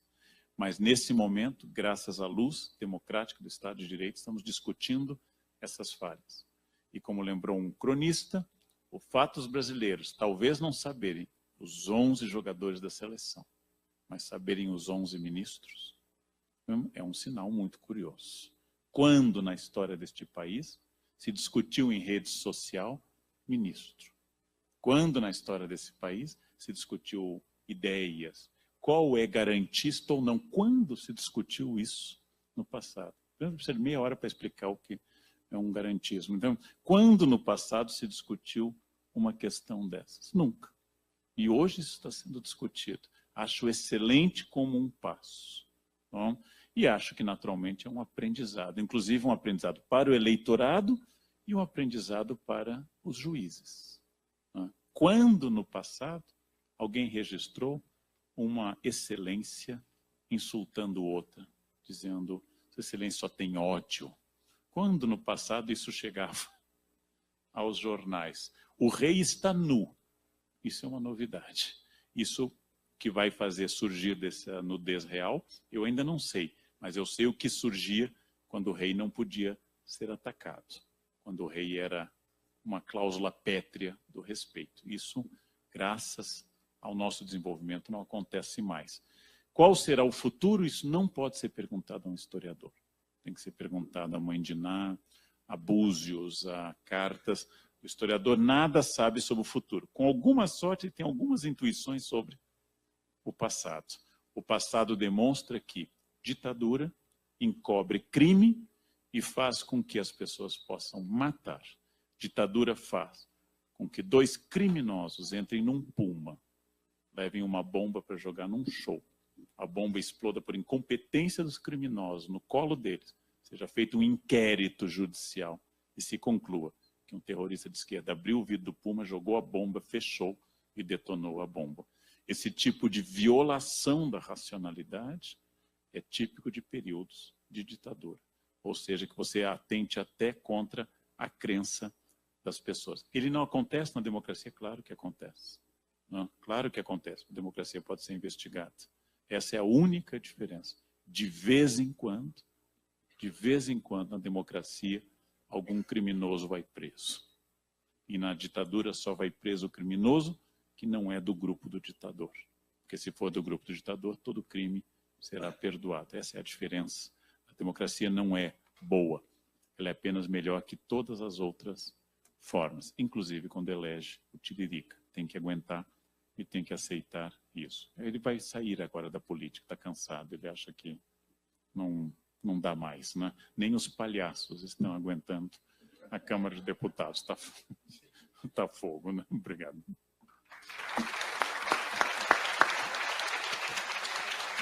Patrícia. Já estamos nos encaminhando para o final, então gostaria de fazer só duas mini considerações e uma mini questão. As duas mini considerações, e já ousando discordar do meu amigo professor, historiador, de que houve bons filósofos que foram governantes, né? Marco Aurélio por todos. E há hoje em dia professores que são bons presidentes, como o professor Marcelo Rebelo de Sousa, presidente de Portugal, que é um farol que tem os portugueses para seguir, dada a sua honestidade intelectual e pessoal. E quem sabe, professor, já foi convidado tantas vezes para ser senador, não possa nos brindar um dia Isso. com o seu conhecimento e é meu amigo, né? Sendo um exemplo para o país. E a pergunta é uma pergunta muito simples. Nós temos uma discussão pessoal antiga sobre livre-arbítrio, não vou entrar nela, mas só tocá-la. Vejam, nós podemos praticar ética, nós podemos praticar virtude, nós podemos esperar que as pessoas mudem com os costumes, como disse bem o professor, aprendemos a usar o cinto de segurança. O cinto de segurança é um exemplo muito bom. A coerção. Assim que ele foi implantado, o efeito foi contrário. Começaram a morrer mais pessoas, principalmente pedestres, porque quem usava o cinto de segurança se sentia seguro para correr mais. Com o tempo, se aplicou multa para quem não estivesse usando e, finalmente, a multa só chegou até 80%, mas quando passou dos 90%, foi quando o governo criou um NUD, que é, inclusive, a teoria que deu o prêmio Nobel Richard Thaler, recentemente, de economia, que foi instalar aquela campainha miserável no carro, que ele não para de tocar enquanto a pessoa não colocar o cinto de segurança. Pois bem, a coerção pode corrigir as pessoas. Mas o que fazer no nosso país quando as pessoas que estão lá vocacionadas a praticar improbidades sequestraram a estrutura do Estado? Como é possível romper esse vínculo se o Estado está sequestrado por pessoas vocacionadas a praticar ilícitos? E por que elas são vocacionadas? Eu partilho daquele entendimento de que há um certo componente genético e que, se não houver fiscalização e punição, seja por esse motivo ou por algum outro, como o exercício do poder, isso pode levar a pessoa a continuar praticando esses atos porque não tem nenhum tipo de reprimenda. Agora, como a sociedade pode sair disso? Há alguma solução? Se eles estão fazendo as leis, se eles estão dominando a estrutura policial, podem cortar a verba da polícia para fazer as operações, podem trocar chefes, podem fazer leis. A sociedade manda uma lei para o Congresso com não sei quantas milhões de assinaturas para criar 10 medidas contra a corrupção, criando muitas obviedades, como, por exemplo, o crime de enriquecimento ilícito. Se a pessoa não pode provar de onde vem o patrimônio, ela cometeu um crime. Bem, isso parece muito simples, né, para todo mundo. E essa lei, com 19 propostas, se torna uma outra lei, ou um outro projeto de lei, criando o crime de abuso de autoridade para juízes e para o Ministério Público. É possível romper esse ciclo? Há como quebrar essa corrente que nos prende aos corruptos que dominam o país? Bom, são boas questões, doutor Furlan. Vamos começar pelos exemplos dados. Se é verdade que Marco Aurélio foi um grande filósofo que morreu em 180, é verdade também que perseguiu os cristãos. Produziu mártires como a do dia de hoje, Santa Cecília, martirizada a mando de Marco Aurélio, no dia 22 de novembro, padroeira da música. E é verdade que, além de tudo, Marco Aurélio promoveu guerra contra os germanos, meus ancestrais. E é verdade também que Marco Aurélio foi sucedido pelo seu filho, um dos piores governadores da história de Roma, que era Cômodo. Então, dizer que ele é um bom governante é fruto da sua filosofia estoica e não do seu governo. Como os cristãos gostam do estoicismo, os cristãos consideraram Marco Aurélio um bom imperador, apesar de tudo o que fez. Se é verdade que o presidente de Portugal é uma referência, também era professor Antônio de Salazar. Também era um professor de economia. E é verdade que o presidente de Portugal faz o mesmo que a Rainha Elizabeth, corta fita, sorri, acena para o público e come pastéis de nata, que é o que faz o presidente de uma república parlamentarista. É o primeiro-ministro que não é um professor, é o primeiro-ministro que exerce, né? O presidente da república funciona como pai separado com direito à visita no sábado, né? Ele é puro afeto, doces e simpatia. Eu também sei ser simpático por 2 horas, eu consigo, é quase o meu limite para isso. Então, de fato, há outros intelectuais que no passado tentaram o cargo, Vargas Llosa ou Fernando Henrique, se vocês preferirem, ou senadores que se tornaram presidentes, como o professor Napolitano e outros na história recente da Itália. Tudo isso, de fato, a questão não está na intelectualidade ou na não intelectualidade. Os brasileiros foram roubados historicamente por bacharéis, muitos deles poliglotas. O curso superior, desde a época que era juiz de desvalidos na colônia, Tomás Antônio Gonzaga, português, e seu colega e advogado, Cláudio Manuel da Costa, ambos tirando heranças de órfãos, enriquecendo, depois virando heróis da Inconfidência, ambos com suas ações, não é o conhecimento que garante a probidade administrativa. Há ladrões poliglotas e há ladrões monoglotas. Há ladrões autores de livros e há autores ladrões ágrafos. Isso é uma característica. Se há uma prova da democracia no mundo, é a distribuição equitativa e democrática da falta de caráter. Ela é distribuída por todas as categorias sociais, por todas as identidades étnicas e assim por diante. Eu posso brincar, como eu brinquei em São Paulo, eu saí de um supermercado, uma brincadeira talvez de gosto duvidoso que eu me arrependi. A caixa me deu R$2 a mais, eu devolvi a ela. E ela disse, o senhor é muito honesto. Eu disse, minha filha, eu sou da elite branca brasileira, a gente nunca rouba pouco. A gente nunca mete a mão no pequeno. A gente é sempre honesto, cavaleiro, dá o lugar. Quando a gente rouba é a Petrobras, não é assim um troquinho de supermercado. Era uma brincadeira de gosto duvidoso, ela não entendeu, pegou o troco rápido e ficou irritado com um cliente perturbado. Mas essa característica, devemos lembrar que sim, existe carga genética, sim, existe condicionamento, Pavlov o demonstrou largamente, porém, talvez aquilo que a Monja Cohen me disse num debate, 5% de autonomia do humano diante do genético, 5% é bastante, as abelhas não têm isso. Nenhuma abelha amanhece republicana, vamos derrubar essa rainha que está lá na folga.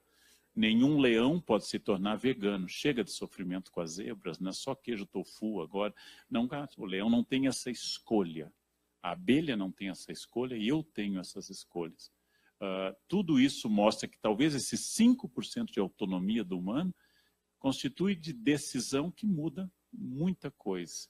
Então, o Estado foi abduzido, mas vamos evitar a generalização que pode ser conservadora.